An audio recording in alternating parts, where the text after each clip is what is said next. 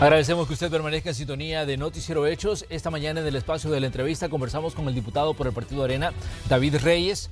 Hay una serie de disposiciones que ha aprobado la Asamblea Legislativa con relación al transporte público. Recordemos que cada día es una aventura para muchos salvadoreños abordar ya sean buses o microbuses. Primero porque van saturados, van llenos. Segundo porque mucha gente se queja a veces del trato que le dan los conductores a las personas. Con las condiciones en las que se encuentran las unidades también no son las mejores. Y esto pues hace que una vez más se ponga el ojo en el transporte público y las decisiones que toman en este caso la Asamblea Legislativa. ¿Sabe usted que han aprobado un año más de vigencia para que puedan seguir circulando buses cuya vida útil vencía en 2020 y también buses que vencía su vida útil en este 2021? Los diputados, sin decir pues mayor cosa, pues ampliaron un año más ese periodo de circulación. Pero vamos a poner un poco de contexto para luego pues saludar a nuestro invitado, quien ha estado pues pronunciándose constantemente de lo que pasa con el transporte público. La Asamblea Legislativa aprobó un dictamen para dar una prórroga de 12 meses a los transportistas para que soliciten el traspaso de un permiso de línea o contrato de concesión de las unidades del transporte público de pasajeros. Los legisladores opinaron que esto vendrá a beneficiar a los empresarios que fueron afectados por la pandemia del COVID-19, donde las concesiones y permisos vencieron en 2020 o vencen este año. Las disposiciones aprobadas por la Asamblea tienen como finalidad evitar la suspensión o interrupción del servicio público del transporte colectivo, ya sea buses o microbuses, debido a que los transportistas tendrían que sustituir las unidades por unas de años recientes. El tema ya ha generado diversas reacciones. Representantes del gobierno indican que los diputados podrían tener intereses particulares con el tema, pues no se aprueban beneficios para los usuarios. Esta mañana conversaremos sobre este y otros temas con el diputado de Arena, David Reyes. Bienvenidos a la entrevista de Hechos AM. Así es, en este día martes 13 de abril de 2021, saludamos a David Reyes, diputado por el Partido Arena. David, un gusto saludarlo y un gusto recibirlo, bienvenido. Qué gran gusto, Manuel, estar contigo. Un saludo muy especial a todos los televidentes.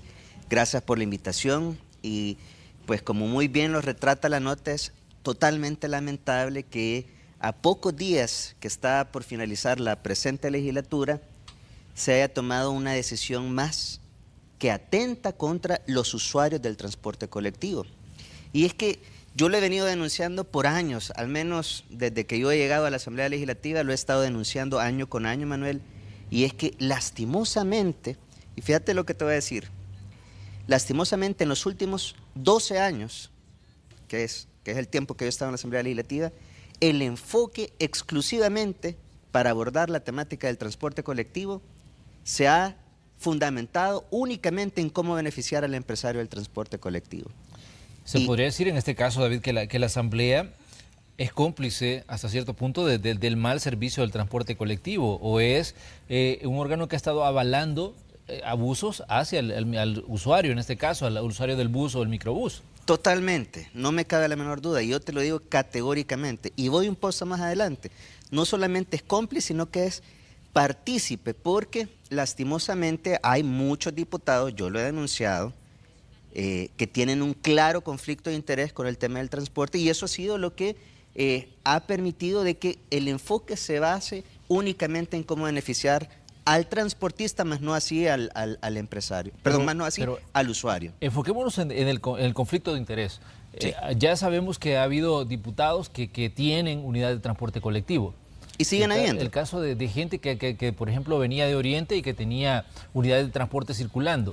Hemos visto también que muchos partidos políticos en periodos electorales también se benefician del servicio que les pueden dar, en este caso, las unidades de transporte colectivo, sí, las cooperativas o las empresas que manejan los buses y los microbuses. Sí. Y de pronto, pues, esto genera una situación difícil a la hora de tomar acción respecto a ser un poco más drásticos con el tema del transporte. Totalmente. Y es que no me gusta solamente enfocarme en lo negativo, Manuel, porque creo que ahora tenemos una gran oportunidad. Y esta es mi expectativa, y estoy seguro que la de miles de salvadoreños, porque más del 70% son usuarios de todos los días del transporte colectivo y siguen recibiendo pésimas condiciones. La expectativa es que la nueva legislatura, hoy que existe la oportunidad de que va a haber un cambio tan completo de personas en la Asamblea Legislativa, ojalá que estas personas sean íntegras y que aborden la temática poniendo en el centro del debate los beneficios hacia el usuario del transporte y no al empresario. Pero David, en este caso usted se ha estado pronunciando con el tema del transporte y en diversos momentos ha señalado fallas en el sistema que ponen en riesgo la vida de mucha gente que viaja ahí todos los días. Pero ¿qué pasa en Arena? ¿Por qué, digamos, Arena no le ha dado a usted el respaldo que ha necesitado o que ha pedido en determinado momento para enfrentarse a esta situación a la que usted ha estado planteando? Creo que es evidente, y es que hay varios colegas diputados, incluso de mi fracción, que tienen un claro conflicto de interés. Y yo lo he denunciado muchísimas veces al interior del partido incluso, y lastimosamente sigue prevaleciendo ese conflicto de interés. ¿A costa de qué? No lo sé. Pero no solamente es mi partido, Manuel, sino que todos los demás partidos, el FMLN, GANA, PCN, todos los partidos acompañen este tipo de iniciativas y se olvidan de poner en el centro del debate el beneficio hacia el usuario. Pero yo te quiero decir una cosa, en la nota se destacó que se amplió por un año más la circulación de los buses viejos, esos buses que vemos tirando humo negro en la calle, esos buses que vemos muchas veces que no tienen asientos, que simplemente tienen hierros, muchas veces esos buses que ocasionan accidentes por el pésimo mantenimiento que le dan. Simple y sencillamente se les prorrogó un año más, y cualquiera puede decir, pero un año no es mucho. Claro que sí lo es. Imagínate tú que en promedio cada bus y microbús de estos circula aproximadamente 6.000 kilómetros diarios. Imagínate el que sea bueno para las matemáticas, que saque el promedio mensual, que saque el promedio anual, multiplíquelo por 20. Estás hablando de... Y a esto no les dan ni siquiera el mantenimiento mínimo requerido, y eso tal vez no podemos generalizar, ciertamente claro. Hay muchos empresarios que sí son responsables, y les conozco también, pero la gran mayoría lastimosamente no lo hacen. Ahora, Manuel, hay un dato más grave, y es lo que me va a hacer solicitar por medio de tus cámaras al presidente de la República que vete este decreto. ¿Por qué? Porque no solamente es la prórroga de un año, poco se ha mencionado de lo más grave de este decreto, que amplía, fíjate bien, por 10 años más la concesión a estos empresarios, obviando todo el procedimiento de la ACAP, de la Ley de Adquisiciones y Contrataciones Públicas. Este decreto dice, no, ¿sabe qué? Renuéveles la concesión por 10 años más sin que tengan que someterse al procedimiento de la LACAP. ¿Y qué dice el procedimiento de la LACAP? Que tienen que ser buses accesibles para personas con discapacidad, que tienen que ser buses en buen estado, si no es que estén nuevos, pero que no hayan cumplido los 20 años de su vida útil, que sean buses que tengan revisiones técnicas, revisiones mecánicas más bien, periódicamente. Pero no, este decreto también amplía la posibilidad para que se les prorrogue por 10 años más la concesión. Eso significa que, de ser sancionado este decreto, espero que no sea así, ojalá, de ser sancionado este decreto, vamos a tener el mismo sistema de transporte por otros 10 años. Por eso es tan importante que se le ponga un alto a este tipo de abuso. Dejemos por un lado la Asamblea al final de cuentas, muchos diputados, te aseguro que probablemente estaban esperando felicitaciones, pero les ha caído un montón de bandeadas, porque este tipo de decisiones sinceramente atentan contra la salud de los salvadoreños. Tú sabes que ese humo negro que sale es azufre quemado, y el azufre quemado es veneno mortal para el organismo del ser humano. Entonces, estas decisiones realmente son gravísimas. Las enfermedades respiratorias que se atienden en el sistema público de nuestro país son las más costosas, Manuel.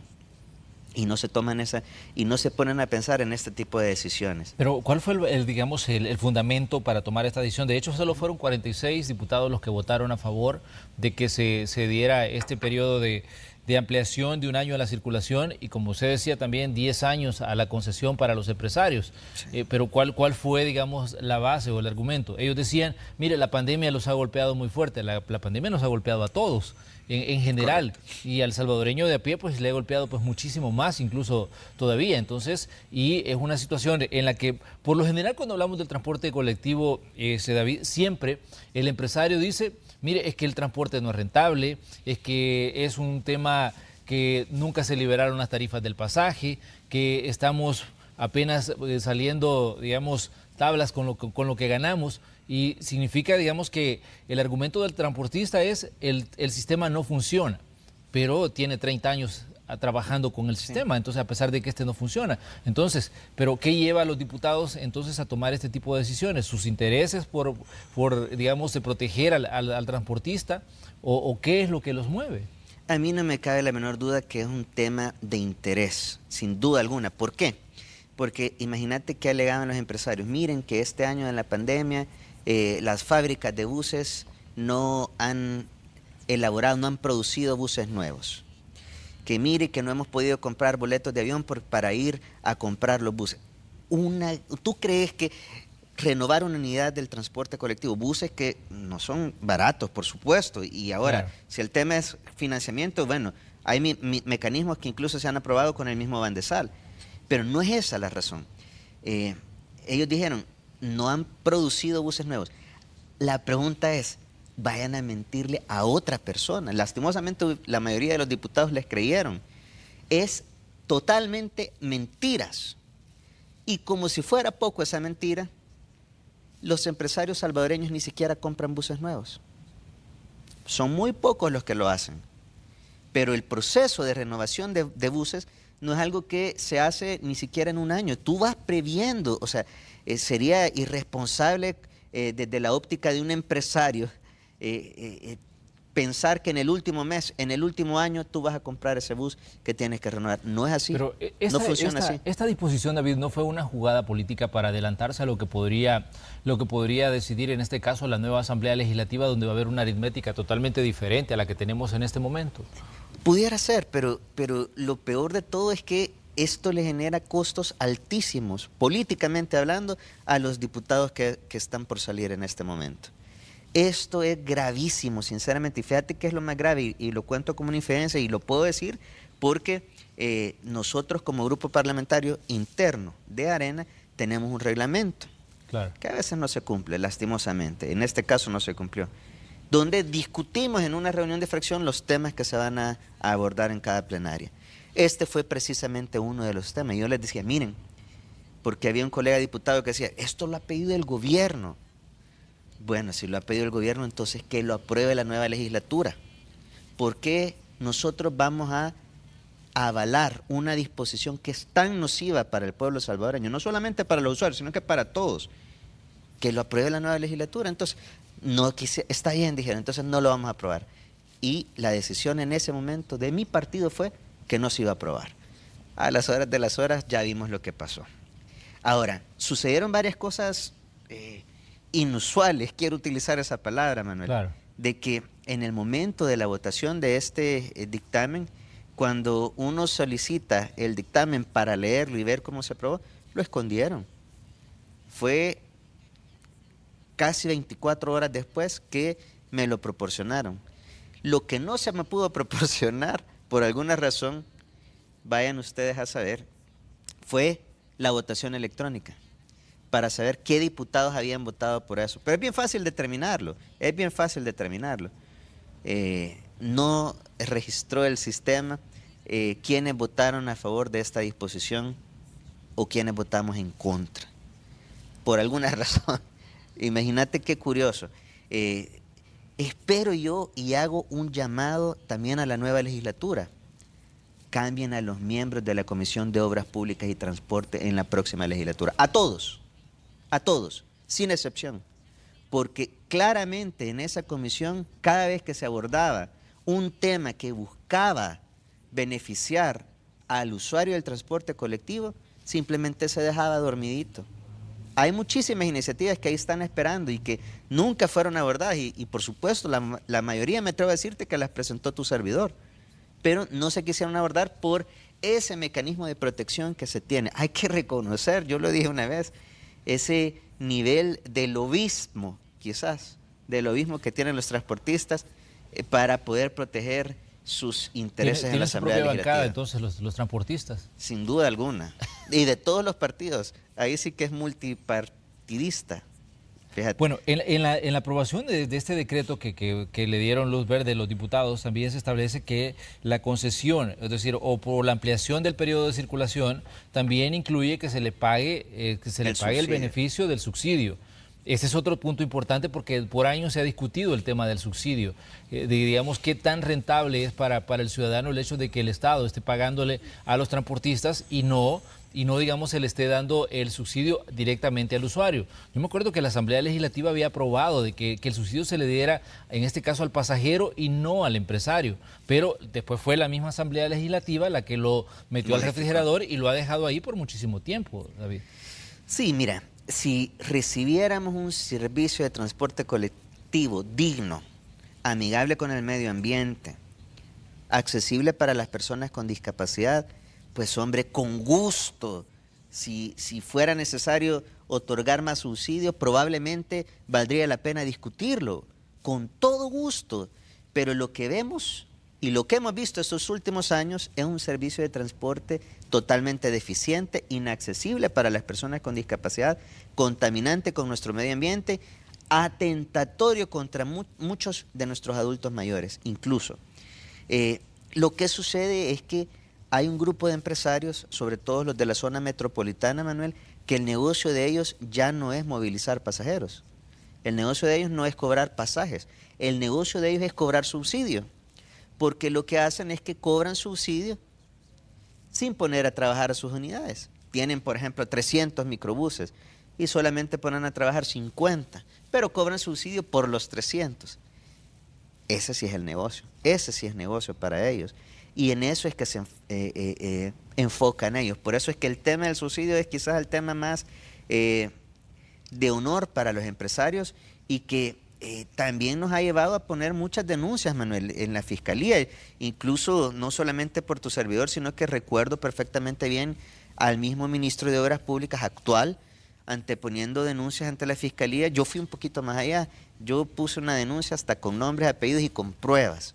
No puedo mencionar en este momento porque pues, la investigación sigue en curso. Claro. Inclusive te quiero comentar que la Fiscalía solicitó apoyo a las ICIES y yo ya rendí varias declaraciones en entrevistas personales ante las ICIES también. Entonces creería yo que esa es una investigación que está avanzando. Y no me extrañaría que muchos diputados se vieran salpicados ante esa situación. Y eso es lastimoso porque es atentatorio contra el pueblo salvadoreño, porque lo que deberíamos de aspirar como legisladores es a proveerle condiciones dignas al usuario, pero lastimosamente no se ha hecho de esa forma. Bueno, David, usted decía y pedía en este caso al presidente de la República, Nayib Bukele, que vete lo aprobado por la Asamblea. Ayer Javier Argueta daba algunas declaraciones, es el jurídico de la Presidencia de la República, y decía de que la mayoría de decretos y la mayoría de lo actuado por la actual legislatura en las últimas semanas no va a ser, en este caso decía, avalado por la Presidencia de la República. Y lo decía claramente, que muchas cosas van a quedar para la nueva legislatura. Estamos casi diciendo de que este decreto prácticamente no va a pasar, igual que otros que han sido aprobados por la Asamblea. Bueno, esperaría que por lo menos el decreto que se reformó para poder retirar el 25% de los ahorros para pensiones para personas de 40 años en adelante, ojalá que ese sí sea sancionado, ojalá, porque todos estamos con esa expectativa, muchísimos estamos con esa expectativa. Pero en el caso de este decreto, particularmente, que sigue beneficiando al transportista, más no así al usuario, ese sí debe de ser vetado. Por supuesto que el presidente con su equipo de jurídico deberá de hacer todas las valoraciones necesarias, pero basta o bastaría, Manuel, que tú saques un momento a la calle, a las cámaras y le preguntas a la población cuáles de estos decretos quisieran que sean ley, que se conviertan en ley, y cuáles quisieran que no. Yo me atrevo a decirte que van a compartir lo mismo que yo te acabo de decir, exactamente lo mismo. Yo creo, David, que es importante también que escuchar al ciudadano, en este caso, totalmente, al usuario del transporte colectivo, sí, porque como decíamos, es difícil hablar y tomar decisiones en cuanto a un tema si usted no conoce la aventura que representa subirse a un microbús a las 5 de la mañana o 6 de la mañana o 7 de la mañana, que es la hora cuando van copadas las unidades de transporte colectivo, o a un bus en horas también de mucho movimiento. Ahí tenemos casos de gente que va en las puertas, que va colgada, tenemos casos de mujeres que denuncian que las han acosado dentro de las unidades, tenemos casos de gente que se ha caído de los buses y que muchas veces pues los familiares dicen que se murió porque se cayó de una unidad de transporte colectivo. O adquirieron una discapacidad. Exactamente, entonces, y estamos hablando de un sistema que se ha vuelto, digamos, un tanto muy abusivo hacia el usuario. Entonces, la pregunta es, ¿por qué la Asamblea Legislativa parece desconocer todas estas situaciones a la hora de que toma decisiones y que crea disposiciones para manejar el sistema? Y como usted decía, parece que se aboga más por el empresario y por el que le va a dar algún tipo de beneficio a la hora de una elección y no por el usuario, que al final también es el que vota y el que pone y quita diputados, ¿no? Totalmente, ese es el enfoque, Manuel, lastimosamente. Ahora, tampoco podemos generalizar porque habemos varios diputados, no solamente tu servidor, que denunciamos, alzamos la voz, votamos en contra, hacemos lo que se tenga que hacer para hacer bulla, si lo querés ver de esa forma, esperando que algún día cambie ese enfoque. Lastimosamente no hemos tenido la correlación y me refiero a un grupo de diputados que junto con tu servidor hemos decidido incluso separarnos de la posición de nuestro partido en este tema particularmente, porque si tú ves, y en mis redes sociales yo he subido varios videos desde hace 10 años, que estoy haciendo la misma denuncia que hoy, Manuel, la misma denuncia, las palabras no cambian, lo único que cambia es la fecha. Lastimosamente no hemos logrado tener la incidencia necesaria. Y esto me ha llevado, por supuesto, a tener muchísimos enemigos. Y a veces hay quienes me dicen, mira, David, deberías de tener miedo, me dicen, porque a veces los empresarios del transporte colectivo son peligrosos. Yo no creo, yo creo que no, tampoco hasta ese nivel. Pero ciertamente alguien tenía que denunciar y alguien tenía que decir. Y yo eso es quizás una de las cosas que yo lamento al finalizar ya mi mandato como legislador, es que no logré, lastimosamente, incidir primero en mi partido, porque pues más allá de mi partido no pudieras esperar mucho, pero lo más importante en la Asamblea Legislativa como general para que abordáramos este tema con un enfoque de usuario y no del empresario. Creería que ese es uno de los retos que va a tener la nueva legislatura, Manuel.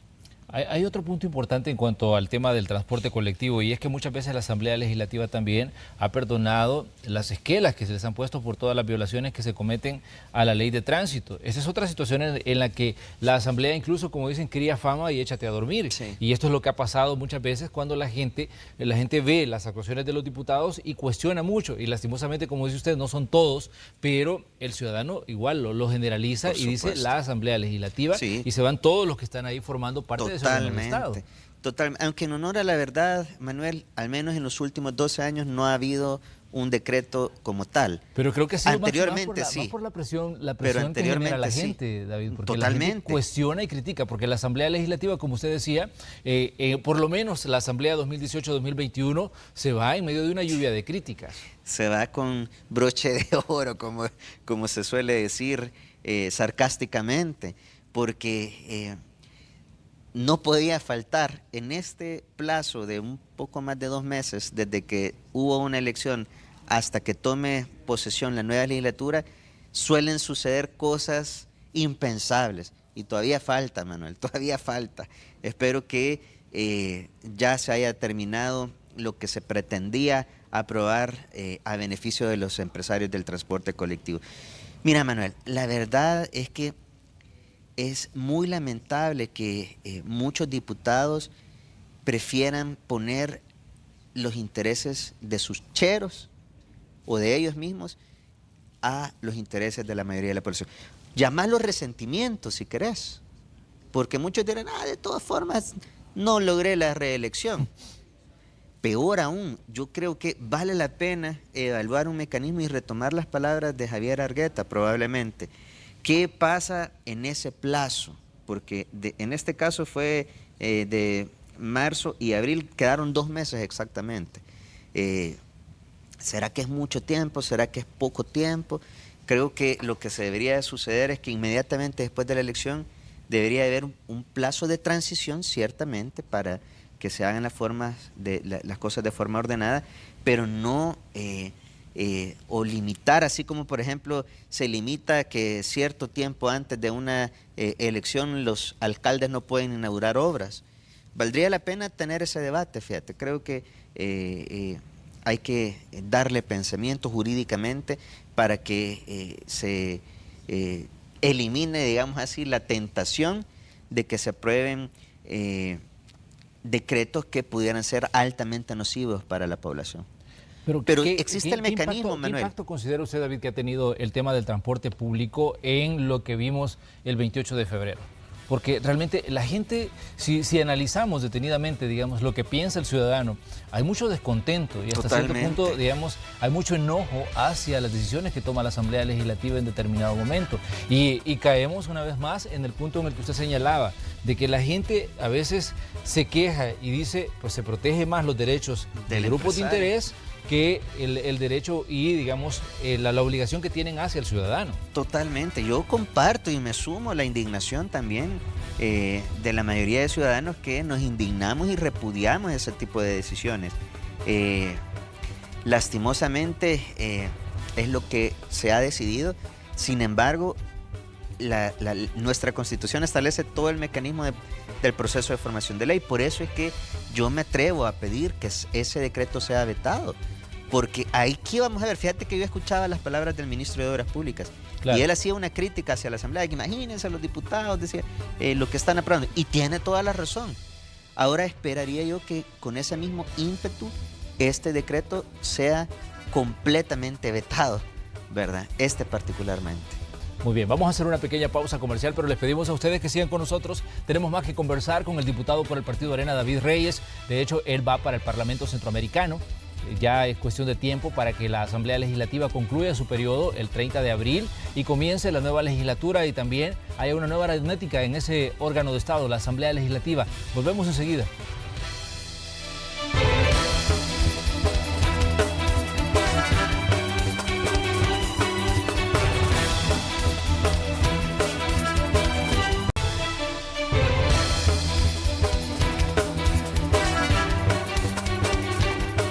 Mañana de martes y aquí en el espacio de la entrevista de Hechos AM, hoy estamos conversando con David Reyes, diputado por el Partido Arena. Estamos hablando de algunas decisiones que ha tomado la Asamblea Legislativa en estos últimos días. El viernes, por ejemplo, fue un día importante en la Asamblea donde se tomaron decisiones como permitir en este caso, a los trabajadores poder acceder al 25% de sus ahorros de sus fondos de retiro. También se tomó decisiones en cuanto al transporte público. Se hizo una elección de magistrados suplentes de la Corte Suprema de Justicia. Y como decía David, todavía falta un periodo de tiempo para que la Asamblea 2018-2021 concluya su periodo de trabajo. Y pues todavía hay decisiones que se pueden tomar desde ese órgano de Estado. ¿Cómo evalúa usted, David, el hecho, digamos, de este periodo entre el 28 de febrero a lo que queda del 30 de abril en cuanto al trabajo legislativo? Porque se ha mencionado en diversos momentos que hay diputados, algunos ya no están incluso llegando regularmente, decían, a las comisiones o a sus áreas de trabajo, otros están dejándose llevar por la corriente en cuanto a las decisiones que están tomando en ese órgano de Estado porque están molestos con el hecho de que no lograron la reelección. Pero usted, que está dentro de la Asamblea, creo que nos puede describir mejor la situación que ahí se está viviendo post 28 de febrero.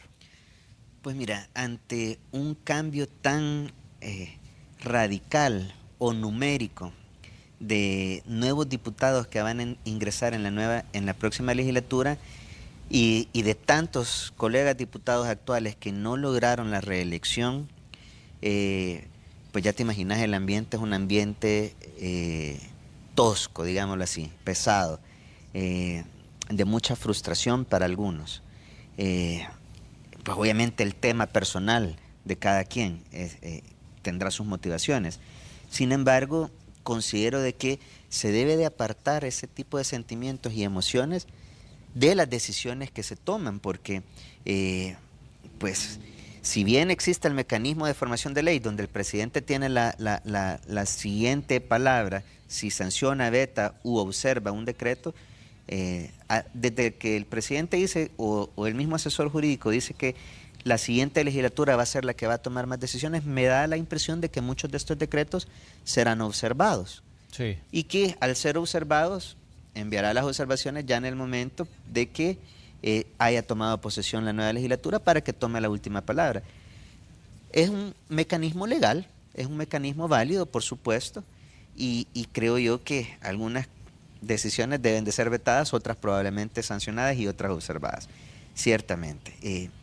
Es difícil hacer una valoración, Manuel, pues obviamente te puedo hablar por el trabajo en el que yo participo, Claro. porque gracias a Dios no dejamos las cosas a última hora, sino que hemos venido trabajando durante los 3 años ininterrumpidamente y hemos aprobado leyes importantísimas, como la Ley Especial de Inclusión para las Personas con Discapacidad, que ya entró en vigencia a partir del 1 de enero de este año, entró en vigencia. Se aprobó también la Ley Especial de Protección a los Derechos de la Persona Adulta Mayor, fundamental, una ley también muy ambiciosa que recibió algunas observaciones que ya fueron atendidas porque enriquecieron el anteproyecto de ley y ya se mandaron, ya se aprobaron y ya se mandaron a Casa Presidencial, y entiendo que ya en estos días, o al menos en los primeros días de mayo, tiene que ser publicada esa ley ya en el Diario Oficial. Ya concluyó su proceso de formación de ley y esta es una ley que va a entrar en vigencia a partir del 1 de enero del próximo año por un tema de presupuestos. Esto te refleja que cuando verdaderamente uno quiere trabajar, lo puede hacer. Y aprobar una ley no es algo de un trabajo de una semana, ni de un mes. Conlleva consultas, conlleva discusiones, conlleva muchísimo abordaje e interacción con la misma sociedad civil, sobre todo en leyes tan sensibles como esta que te he mencionado.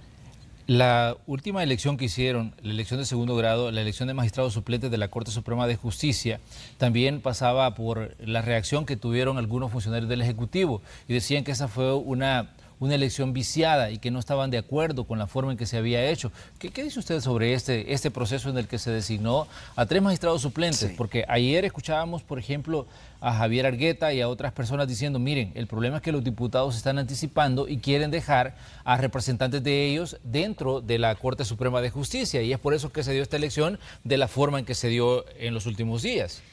A ver, sin entrar muy a los términos técnicos jurídicos, te lo explico de esta forma. Cada legislatura tiene que elegir a 1/3 de los magistrados de la Corte Suprema de Justicia. Claro. No más, Sí. solo 1/3. Y ellos, y cada legislatura, valga la redundancia, elige tanto a magistrados suplentes como magistrados propietarios. Claro. Pero 1/3. En esta actual legislatura se eligieron justamente a 3 magistrados propietarios y 3 suplentes, de los cuales algunos magistrados suplentes renunciaron porque fueron electos. Y por ejemplo, uno de ellos es el fiscal general de la República. Él fue electo inicialmente como magistrado suplente de la Corte Suprema de Justicia. Posteriormente, él se sometió con todo el pleno derecho a participar en el proceso de elección como fiscal general de la República y fue electo. Sin embargo, quedó vacante esa plaza. Y así creo que hubo otro magistrado que también renunció.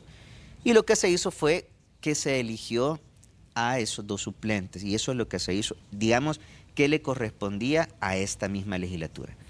Que si el procedimiento fue expedito, que si el procedimiento fue bastante veloz, ese ya es otro tema, Manuel, porque se pudo haber hecho con anterioridad y no se tuvo que haber esperado probablemente hasta este último plazo, como lo hemos estado mencionando, de los 2 meses desde que fue electa una nueva legislatura a salir de la actual legislatura. Entonces, Sí. hubo tiempo, por supuesto que hubo tiempo, que si es legal, porque ya te expliqué. Ahora, Sí. si la Asamblea hubiera pretendido elegir a otros magistrados, que hace muchos años se hizo, Manuel, y fueron declarados inconstitucional, por eso ya hay sentencias de la Sala de lo Constitucional al respecto, si se hubiera pretendido hacer eso, yo te diría, hubiera sido completamente ilegal. Hay muchas interpretaciones, yo te estoy dando la más sencilla, que es la que yo veo, y que lo que se hizo fue que se sustituyó a los 2 magistrados suplentes que habían renunciado. Uno de ellos incluso ya va a terminar su periodo, se eligió por meses, por cuestión de meses. Sí. Otro sí creo que va a llevar un poquito más de un año. Pero digamos que se hizo el trabajo a última hora, se debió haber hecho meses atrás, la verdad, y con un procedimiento como debió haber sido, con consultas, pues con el famoso baremo, por supuesto. Yo no dudo de la capacidad de las personas que han sido electas, porque me parecen profesionales altamente capacitados, sin duda alguna. Sin embargo, puede ser que la forma en cómo se eligió no haya sido la mejor.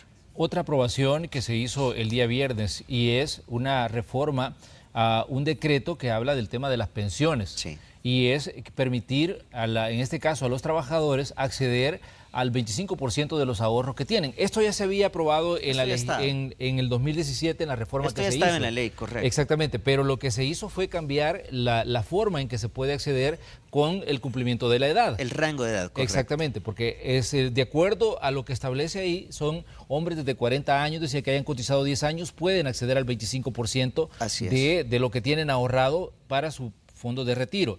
Y también decía mujeres de cualquier edad, siempre y cuando hayan cotizado los 10 años. Esta situación, digamos, sí alegra a mucha gente, pero también uno se pregunta, ¿es esto ya parte de la reforma que se había venido anunciando y que se tiene que hacer al sistema de pensiones? ¿No se adelantaron los diputados al abrir esta puerta?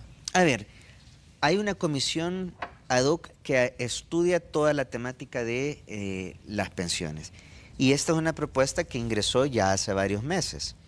Comencemos por ahí, y esta es una propuesta que entiendo que había sido venida estudiándose por esta comisión. Claro. Una vez más, se pudo haber hecho antes, por supuesto, pero imagínate que si se hubiera hecho antes hubieran dicho, se está haciendo con fines electorales. Entonces, al final de cuentas, ¿cuándo es un buen momento, cuándo no? En temas como este, bien difícil poderlo determinar. Sin embargo, yo me alegro por esta reforma y creo que es algo muy positivo. El tema de pensiones, sin duda alguna, no termina ahí, Manuel.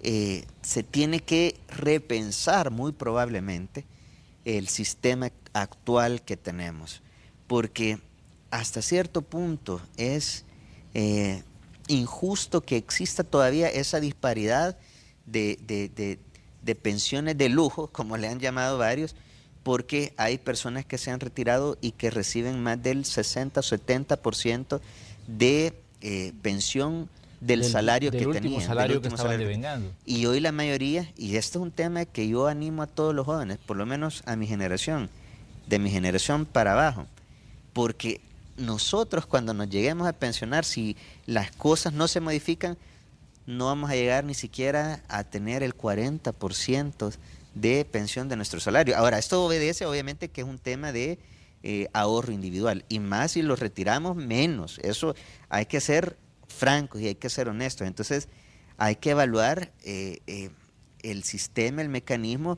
porque obviamente todos quisieran poderse retirar con una pensión que sea digna y que le permita a cualquier salvadoreño poder concluir su vida de una forma digna. Pero hay consecuencias que esto puede traer, porque la mayoría de gente dice, sí, si puedo acceder al 25% de lo que tengo ahorrado en mi fondo de retiro, voy a resolver problemas que tengo en el presente. En el presente, pero pensemos también qué va a pasar en el futuro, cuando estas personas, digamos, en muchos de los casos no logren reponer ese dinero del que van a disponer. Significa que su pensión puede ser todavía menor de lo que ya se especula con el 100%. Sí, volvamos a lo mismo que hablábamos hace un momento, Manuel. Preguntémosle a la población. Si tú sacas las cámaras en estos momentos, preguntales qué prefieren. Me atrevo a decirte que la gran mayoría van a estar contentos y van a decir, sí, porque con esto yo ahorita o emprendo mi negocio, y esa creo yo que debería de ser la mentalidad. Si ocupan ese dinero para hacer gastos, lastimosamente es un error.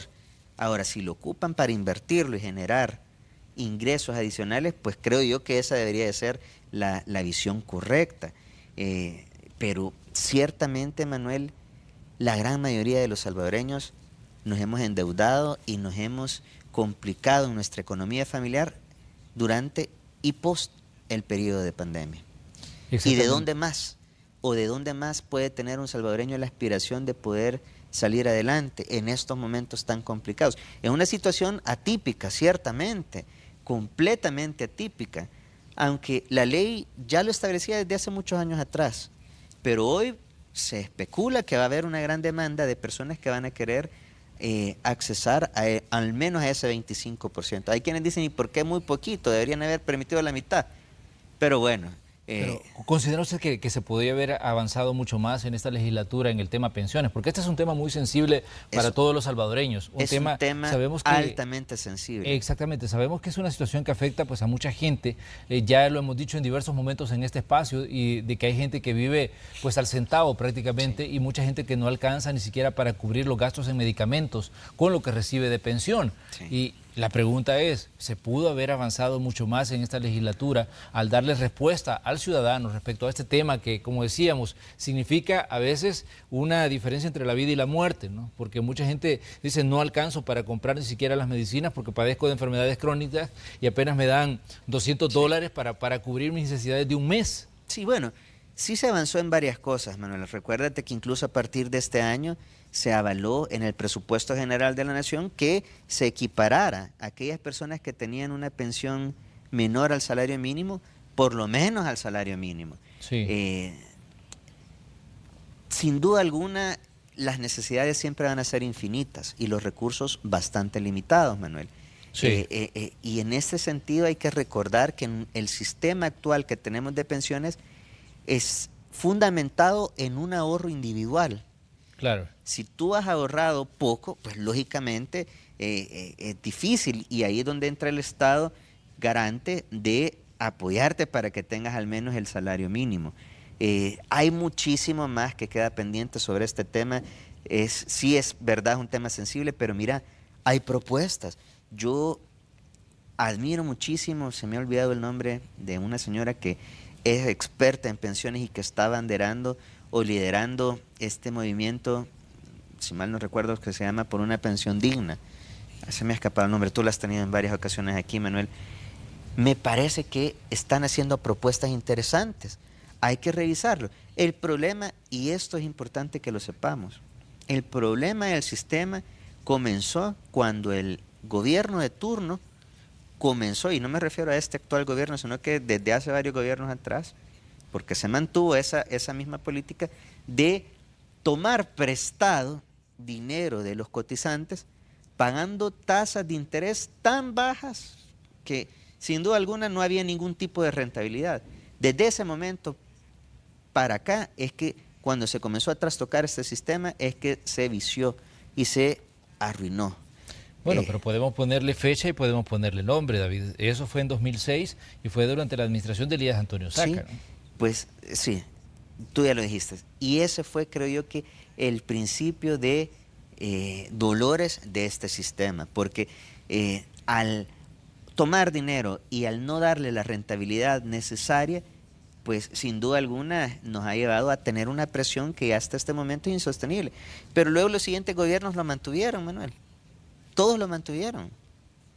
Hasta una reforma que se hizo, si mal no recuerdo, hace 1 o 2 años, donde se le obliga al gobierno que si quiere seguir ocupando estos dineros, no sé si el actual gobierno lo sigue ocupando, lo desconozco, valdría la pena averiguar, pero si lo esté ocupando, al menos debería de estar pagando la tasa de interés del mercado. ¿Qué sucede en otros países? Colombia, México, cualquier otro país. Los fondos de pensiones se invierten en empresas verdaderamente rentables, donde los porcentajes de rentabilidad son altísimos, y obviamente eso se traduce en más recursos para los cotizantes de los fondos de pensiones. Colombia, por ejemplo, ellos invierten en proyectos de asocios públicos privados, donde incluso el metro de Colombia es financiado, el Metrocable incluso es financiado por el fondo de pensiones, y es un negocio completamente rentable. Entonces creo yo que debemos de aspirar a tener modelos de ese tipo, donde la rentabilidad del cotizante se asegure y se amplíe para que pueda tener mejores beneficios. David, una de las preguntas que surge en ese momento y en la coyuntura política que vive El Salvador cuando estamos a las puertas de que comience una nueva legislatura es ¿cuál es la posición que va a asumir Arena? ¿Cuál es el papel que va a asumir Arena en la Asamblea Legislativa? Porque va a ser una fracción disminuida de lo que se tiene hoy y va a ser una aritmética totalmente distinta en la que incluso ya no va a tener mayor incidencia el número de diputados que Arena tiene. ¿Cómo ve usted el panorama para este partido político y qué es lo que se debe hacer para, digamos, acercarse en este caso al ciudadano? Porque fue el ciudadano el que les dijo no, ya no les damos más legisladores y pues se quedaron con una fracción que no llega ni a la mitad de la fracción que tienen en este momento. Sí. Te lo voy a resumir en una frase. Arena se tiene que convertir en la voz del ciudadano común y corriente. Arena se tiene que convertir en la voz del usuario del transporte colectivo. Arena se tiene que convertir en la voz de los trabajadores. Arena se tiene que convertir en la voz de las personas con discapacidad. Arena se tiene que convertir en la voz del adulto mayor salvadoreño. Arena se tiene que convertir en la voz del pueblo. ¿Y que sí lo puede hacer? Claro que lo puede hacer. Aunque sean 14 diputados los que han quedado electos, es un número significativo para poder tener una voz altamente fuerte, que se pueda escuchar fuertísimo. Entonces, creo yo que Arena tiene que ser también una voz que acompañe. Cuando yo te digo que se convierta en la voz del pueblo, tiene que escucharles. Para poder ser la voz de alguien, tú tienes que escucharles y apoyar todo aquello que verdaderamente le beneficie. Por ejemplo, yo no me explico cómo es que hay algunas personas que en estos momentos estén criticando lo ordenado y lo organizado que se ve que está haciendo el proceso de vacunación. Hombre, eso no tiene ningún sentido. Ese tipo de discurso tiene que quedarse ahí, atrás. Y tenemos que ver hacia el futuro, Manuel. Muy bien, David, le agradecemos que nos haya visitado en esta mañana. Esperemos tenerlo aquí más adelante nuevamente para que sigamos hablando y que también podamos hacer un resumen de lo que ha sido esta legislatura, la 2018-2021, que está ya casi por concluir su periodo de trabajo. Con todo gusto. Gracias, David, le deseamos éxito en sus labores. Bendiciones. Vamos nosotros a una pausa comercial y cuando regresemos vamos a tener más información, la información deportiva y también los reportes del tráfico con los equipos de Noticiero Hechos. Continúe con nosotros, somos la Red Salvadoreña de Medios.